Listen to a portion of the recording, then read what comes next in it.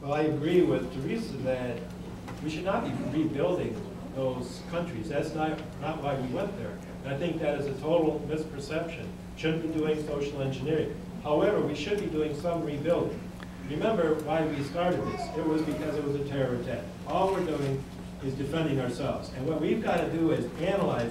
We don't want to change their constitutions or have different people go to school than they go to school right now. Not in a war. Now we can do those through diplomacy and international action, but we're not going to fight a war to make those kind of changes. We simply got to defend ourselves. What we need to rebuild there is the security in the region and the stability of the region and the international cooperation. So there is rebuilding. Now I don't think that takes a real big budget, except maybe the State Department and people to go work with other countries and with the United Nations. So we do, however, have to fund our defense. Not wasteful defense, but defense that's defending our security. Thank you.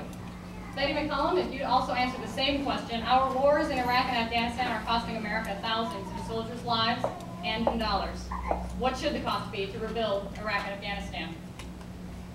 Well, I went to a troop deployment this morning for some soldiers going off to Afghanistan to work with their soldiers from Croatia to train soldiers in the Afghan army. And the Afghanis need to be responsible for building their own government. But let's go back and remember, we were attacked on September 11th by Al-Qaeda. Al-Qaeda no longer poses a threat to the United States. We also were led into a war of choice, a preemptive war in Iraq, which was unnecessary. And while both of these wars were moving forward under President Bush, we had tax cuts. It was the first time in the history of our country that we had tax cuts at a time we went to war. I opposed that decision. It was wrong to burden our children with tax cuts at a time to go to war. Thank you. Steve Carlson has indicated an interest in a 30-second rebuttal. Okay, well, first of all, I think everybody agrees that Al-Qaeda still definitely does pose a threat. They're over there in Pakistan. We can't find bin Laden. They're destabilizing the Pakistani government. How we deal with that threat, that's a more complex question. But you can't just say, well, time to go home. Al-Qaeda went home. The other thing is, as far as preemptive, I think there was some military justification for cleaning things up in Iraq. And I know people got all over Rumsfeld, but I'm not one of them. I let the generals and the defense people come up with those answers. Thank you. Betty McCollum has indicated an interest in a 30-second rebuttal. It's public record, it's been out in the public that somewhere around 100 active Al-Qaeda members is what our military intelligence are saying is remaining in Afghanistan. We need to regroup and rethink our national security strategy. We are in danger, but we are at a greater danger running up our deficit and trying to rebuild Afghanistan when the Afghani people don't even have a plan for how to do it themselves. We need to bring our troops home from Afghanistan. Thank you.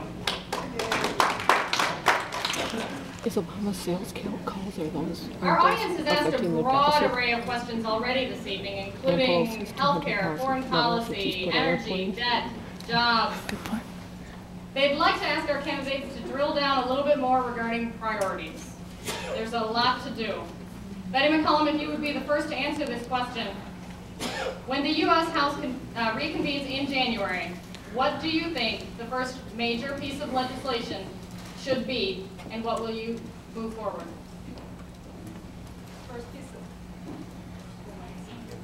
The first piece of legislation that I would like to take up with our caucus, and we've talked about taking up, is passing the middle class tax cuts.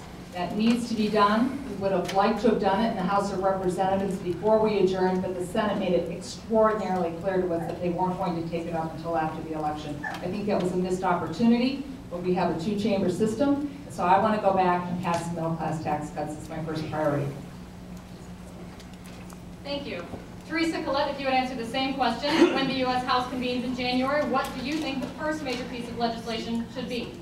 I think just as Peter Orsing, the former White House budget director, said that we need to pass all of the tax cuts, and that needs to be the first piece of business in January. It's unfortunate that Congresswoman McCollum joined with the majority of Democrats in voting to adjourn, rather than joining with the 30 Democrats that joined with the Republicans that said we need to address this now so that businesses that are trying to budget, trying to figure out what their expenditures for next year will be, would have the opportunity to do so.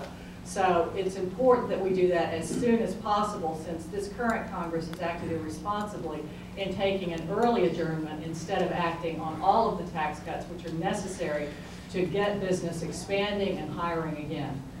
Right. Thank you.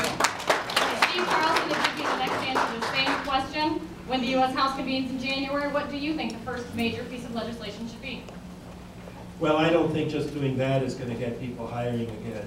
I wish it would, but just passing all of that is not going to do it. Now, the first piece that I would introduce, I would just be a freshman, but I would go to the Tea Party caucus, and I would say, let's immediately put together a bill. We know there's bills in the hopper already to repeal Obamacare. Let's put that in there. Let's repeal the stimulus, unused dollars. I would look at a lot of the things that the people with the Pledge to America are doing, put those into a bill, and I would get that going right away. Now, I'm not saying that would be passed before we went on to anything else. That would be the right direction to sit.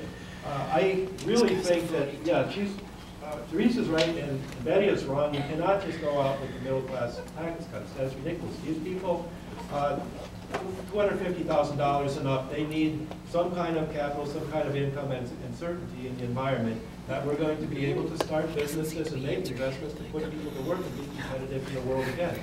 It's not enough just to get the jobs that were lost back. We've got to get a whole lot of jobs, folks, because we are behind. There's countries out there that are just low that they are really going. We've got to catch up. Thank you. Betty McCollum has indicated an interest in a 30-second rebuttal. Thank you. I support the middle class tax cuts. Everybody, 100% of the people who pay taxes will get a tax cut. What I don't support is an additional tax cut for 3% of the population that will cost the United States $700 billion in borrowing from China. I do not support that. I do believe that we need to have middle-class tax cuts move forward in this fragile economy, but I'm not going to borrow $700 billion from China for additional tax cuts for 3% of America. Thank you.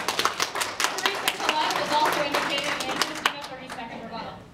That 3% of America includes people who hold their businesses as S corporations or sole proprietors and pay for their business expenses through that. It's a pass-through system.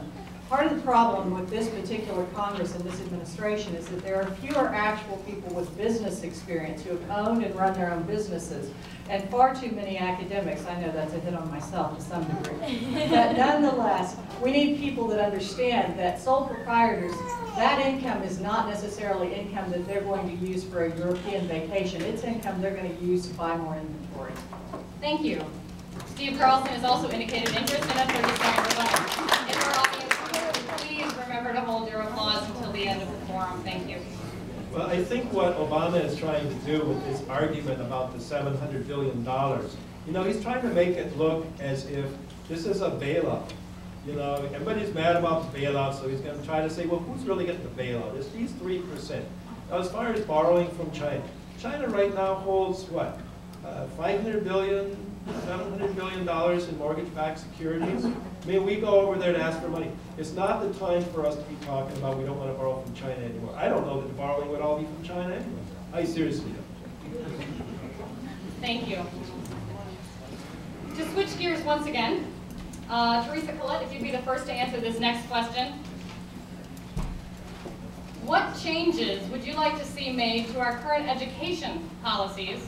And please address the role the federal government should play in preparing our youth to compete on a world stage.